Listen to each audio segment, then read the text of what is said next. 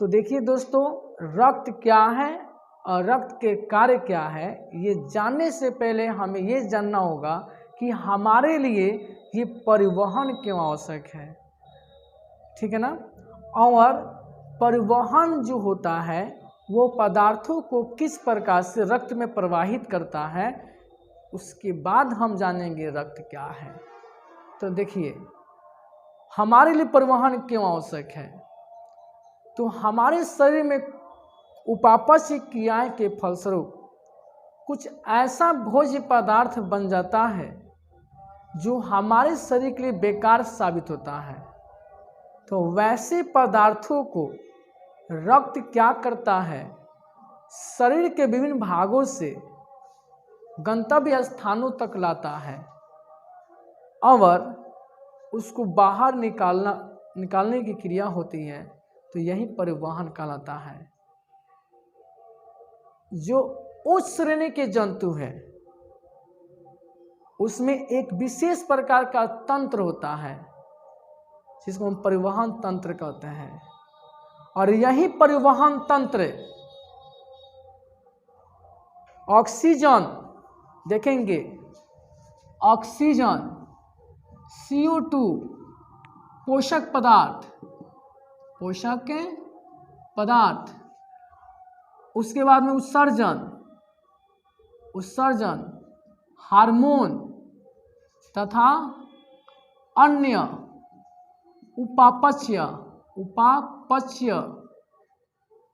क्रियाएं के फलस्वरूप उत्पन्न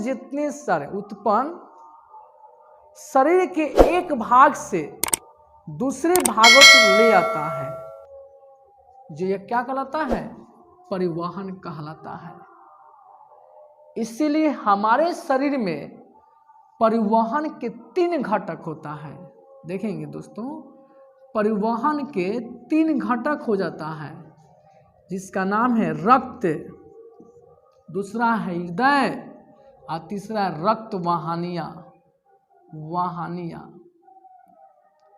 रक्त वाहिनियां, ठीक है ना दोस्तों।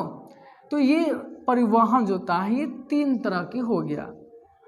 इसके अलावा उच्च श्रेणी के जंतुओं में एक विशेष प्रकार का तंत्र पाया जाता है जिसको हम लोग कहते हैं लसिका तंत्र कहते हैं। जो इस परिवहन को पढ़ने के बाद लसिका तंत्र को भी समझना होता है, और लसिका तंत्र का जो भी कार्य होता है वो हमारे ऊतक द्रव में होता है।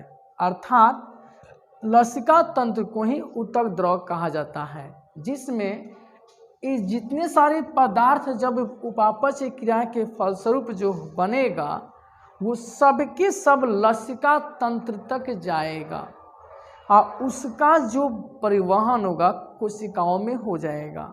फिर उधर से रिटर्न आता है तो फिर लसिका तंत्र ही रिसीव करता है और उसको फिर लाकर केशिका को दे देगा। वहाँ से अपना केशिका है, शिरा है, जो होता है वो अपना काम करते रहता है। इस तरह से हमारा ये तंत्र का काम है, परिवहन तंत्र का।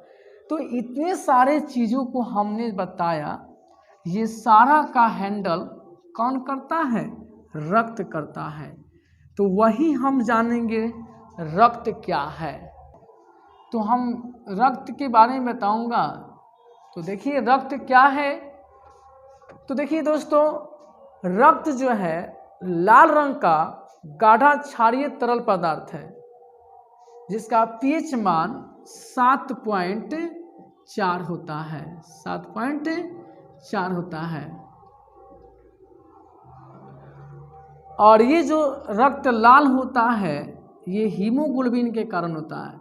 हीमोग्लोबिन के कारण इसका रक्त लाल होता है, जिसका रक्त में 4% मौजूद होता है, इसीलिए इसका रक्त लाल होता है। अब देखेंगे दोस्तों, ये रक्त हृदय और रक्त वाहिनियों में प्रवाहित होता है, जो अपने प्रवाह के दौरान शरीर के विभिन्न भागों से ऊतकों का संयोजन कर लेता है, जिसको हम लोग तरल संयोजी ऊतक कहते हैं। यानी हम ये भी कह सकते हैं रक्त जो है एक तरल संयोजी ऊतक है। फिर से देखेंगे दोस्तों, रक्त जो है लाल रंग का गाढ़ा क्षारीय तरल पदार्थ है, जिसका पीएच मान 7.4 होता है, और यह हीमोग्लोबिन के कारण रक्त का रंग लाल दिखता है, जिसका हीमोग्लोबिन में 4% हीम उपस्थित होता है, जिसको आयरन कहते हैं। और देखेंगे ये रक्त जो होता है हृदय और रक्त वाहिनी में प्रवाहित होता है, और ये अपने प्रवाह के दौरान रक्त के संपूर्ण प्रवाह के दौरान शरीर के सभी ऊतकों का संयोजन करता है, जिसको हम लोग क्या कहते हैं, तरल संयोजी ऊतक कहते हैं, तरल संयोजी ऊतक। यानी हम कह सकते हैं रक्त मेरा तरल संयोजी ऊतक भी है। अब देखेंगे दोस्तों रक्त का क्या कार्य है, तो देखेंगे अब रक्त का कार्य।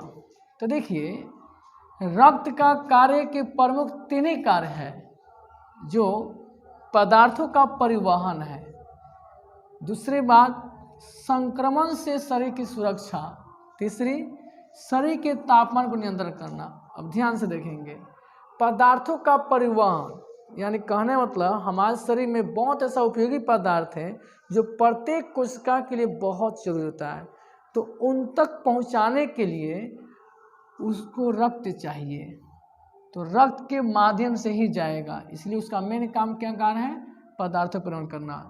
संक्रमण से शरीर की सुरक्षा, थोड़ा देर के लिए सोचिए, अगर किसी तरह से बीमारी होता है तो जब तक आप सह लेते हैं तो वह सहते हैं तो वह क्या करता है, रक्त ही करता है काम, रक्त कंट्रोल करके रखता है। संक्रमण से शरीर की सुरक्षा कौन करता है, रक्त। अगर रक्त नहीं रहेगा तो जो शरीर संक्रमण होता है उसे सुरक्षा नहीं पाएंगे, इसलिए इस रक्त का काम है संक्रमण से बचने के लिए भी। उसके बाद देखिए शरीर के तापमान को नियंत्रण करना। शरीर का तापमान, अगर शरीर में रक्त नहीं रहेगा तो शरीर का तापमान जो होता है उसको कंट्रोल नहीं कर पाएगा, इसीलिए शरीर का तापमान के लिए रक्त जरूरी है। लेकिन रक्त के विभिन्न कार्यों निम्न बिंदुओं को पर भी हम देख सकते हैं। इसके छोटे छोटे कुछ और भी रक्त का कार्य हैं जो वो देखेंगे। पहला क्या है, CO2 और ऑक्सीजन, ये दोनों का भी परिवहन करता है, जिसका नाम है गैसों का परिवहन।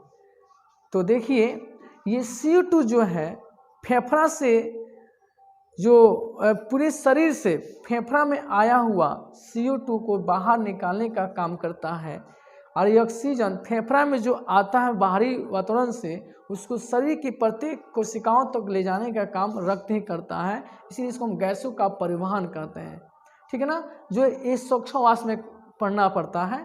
अब देखेंगे नेक्स्ट है दूसरा, यह पचे हुए भोज्य पदार्थ जो होता है छोटी आंत में, उसका शरीर के प्रत्येक भागों तक जाना जरूरी है, तो वो भी काम कौन करता है, रक्त ही करता है, यहाँ लिखा हुआ है। यानी इसी को हम ये भी बोल सकते हैं।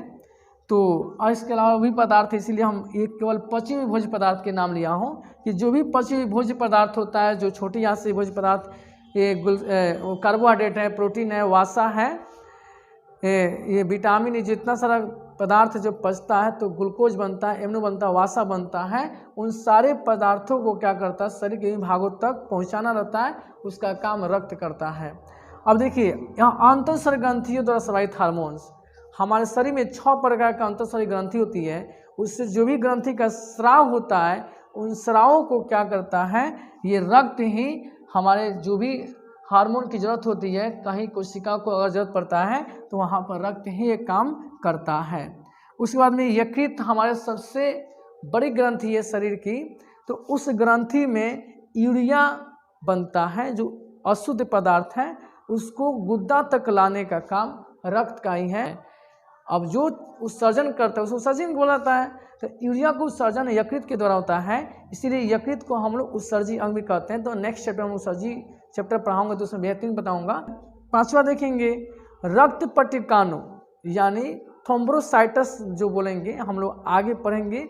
रक्त के प्रकार कितना होता है उसमें पढ़ेंगे। रक्त पट्टिकाणु रक्त को जमने में सहायता, ये रक्त का ही काम है करना। नेक्स्ट है ये स्तनधारी और पंछियों को भी, स्तनधारी जो बच्चे को दूध पिलाने वाली होती है वो सारे स्तनधारी जीव और पंछी उन सबके शरीर का बैलेंस बनाकर रखना ये रक्त का ही काम है। इस तरह से हम मोटा मोटी रक्त का बहुत अच्छे कार्य बताया हूँ। तो आप लोगों को कैसा ये वीडियो लगा है और मस्त लगा है तो मेरे रिम्स चैनल को सब्सक्राइब कीजिएगा, अपने दोस्तों में शेयर कीजिएगा, आप बेल आइकन दबाना मत भूलिएगा, क्योंकि कोई भी वीडियो बनाऊंगा अगर आप बेल आइकन दबाए रहेंगे तो उसका नोटिफिकेशन आपके पास जल्द ही मिल जाएगा। तो अगर आप नए होंगे तो बेल आइकन जरूर दबा दीजिएगा। मस्त वीडियो लगा तो अपने दोस्तों में शेयर कीजिएगा। जय हिंद, जय भारत।